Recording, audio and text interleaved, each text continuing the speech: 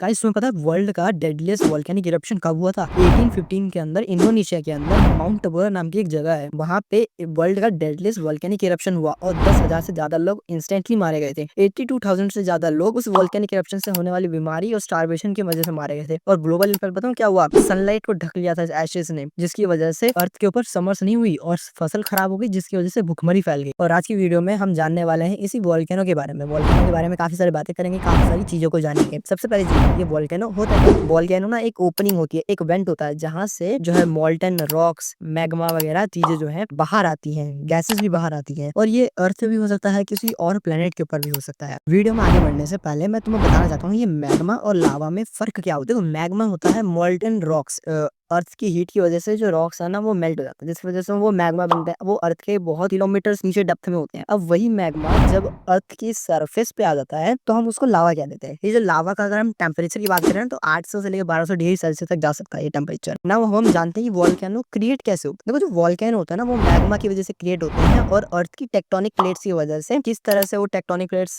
Move करती हैं। देखो, अगर जब टेक्टोनिक प्लेट्स आपस में कोलाइड कर जाए ना तो उसको हम सबडक्शन कहते हैं। इससे एक प्लेट जो है नीचे धस जाती है दूसरे के। अब इससे होता यह है कि एक प्लेट जो है जो नीचे धस गई है वो हीट और प्रेशर की वजह से मैग्मा में कन्वर्ट हो जाती है और लावा जब मैग्मा बाहर आता है तो वोल्केनो क्रिएट हो जाता है। ऐसा भी हो सकता है कि टेक्टोनिक प्लेट्स आप एक दूसरे से दूर चली जाए, दूर चली जाती है तो गैप क्रिएट हो जाता है और वहां से भी अगर मैग्मा बाहर आए तो उसको भी हम वोल्केनो कह सकते हैं। जरूरी नहीं कि वोल्केनो हमेशा टेक्टोनिक प्लेट्स के बॉर्डर पे ही बने, वो बीच में भी बन सकता है, मिडल ऑफ द प्लेट भी बन सकता है। ड्यू टू सम कुछ हॉटस्पॉट रीजन होते हैं, वहां से जब मैग्मा बाहर आता है तो हम उसको भी वोल्केनो कहते हैं। नाउ अब हम समझते हैं कि वोल्केनो के पार्ट्स कौन कौन से होते हैं। तो वैसे तो बहुत सारे पार्ट्स होते हैं, लेकिन मेनली अगर देखा जाए तो 3-4 पार्ट्स होते हैं। सबसे पहला तो पार्ट होता है एक मैग्मा चैम्बर, जहाँ पे सारा मैग्मा स्टोर होता है, एक रिजर्वॉयर टाइप होता है। दूसरा होता है वेंट। वेंट वो ओपनिंग होती है, उसको हम वेंट कहते हैं। और वो ऊपर क्रेटर होता है, जो गड्ढा सा होता है उसको हम क्रेटर बोलते हैं। पर जो जहाँ से मैग्मा बाहर आता है वो जो पाइप होती है उसको कंडक्ट कह दिया जाता है। ये तो थे देखो पार्ट्स थे, लेकिन असल में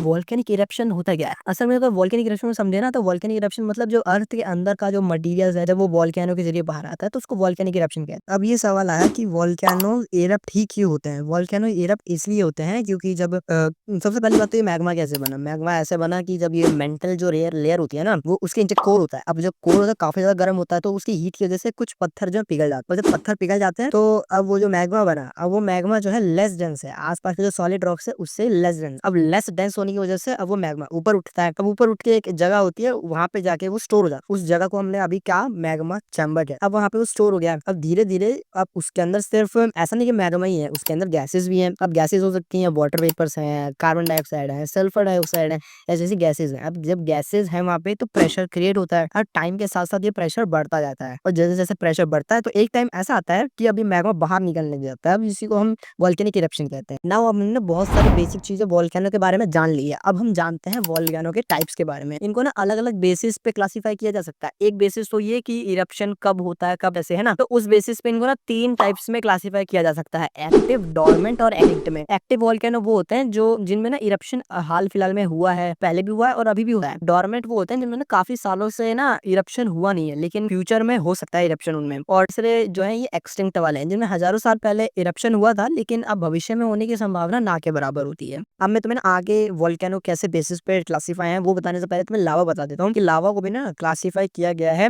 हाई विस्कस और लो विस्कस में। विस्कस मतलब कोई लिक्विड कितना थिक है, कितना गाढ़ा है। अब लो विस्कस लावा मतलब वो कम गाढ़ा होगा। इसको तुम इमेजिन कर सकते हो एज अ पानी, शहद। पर इनके अंदर जो सिलिका कंटेंट होता है ना वो कम होता है, लो होता है। और वहीं बात करेगा हाई विस्कस लावा या मैग्मा की, तो उनमें जो सिलिका कंटेंट है वो हाई होता है, बहुत ज्यादा होता है, ठीक है। और ये थोड़े थिक होते हैं। इनको तो इमेजिन कर सकते हो अगर टूथपेस्ट बहते नहीं है जो जल्दी, उस टाइप से तुम इसको इमेजिन कर सकते हो। इनमें अगर कोल्ड टेम्परेचर की बात करें ना तो हाई विस्कस जो लावा होता है वो कंपेरेटिवली ठंडा होता है। अब हम बात करते हैं वोल्केनो के टाइप्स की ऑन द बेसिस ऑफ उनकी शेप। सबसे पहला आता है शील्ड वोल्केनो। ये बहुत ज्यादा चौड़े होते हैं, इनकी ढलान तीखी नहीं होती है, इनके अंदर जो है ना लेस विस्कस लावा भरा होता है, इक्वली फैलता है हर जगह। और इनके इरप्शन भी बहुत ज्यादा धमाकेदार एक्सप्लोसिव नहीं होते। दूसरे आते हैं स्ट्रेटो वोल्केनो। ये लंबे होते हैं, कोनिकल शेप में होते हैं, इनकी ढलान काफी ज्यादा तीखी होती है और जो इनके अंदर इरप्शन है ना वो भी धमाकेदार एक्सप्लोसिव इरप्शन होता है। एक टाइप आता है सिंडर कोन। ये भी कोनिकल शेप में होता है लेकिन इनका साइज छोटा होता है और इनके अंदर काफी ज्यादा धमाकेदार जो है इरप्शन नहीं होता है। ये बहुत ज्यादा कॉमन टाइप के वोल्केनोज है। और आते हैं लावा डूम। ये भी छोटे स्मॉल साइज के ही होते हैं, लेकिन ये जो है इनका इसका शेप जो है डूम शेप का होता है और के अंदर भी जो इरप्शन है वो बहुत ज्यादा एक्सप्लोसिव नहीं होता है। एक और लास्ट टाइप आता है सुपर वोल्केनो। जो सुपर वोल्केनो होता है वो नॉर्मल वोल्केनो से काफी ज्यादा बड़े साइज में होता है और इनके इरप्शन में इतनी पावर होती है कि ग्लोबल क्लाइमेट को भी चेंज कर सकते हैं।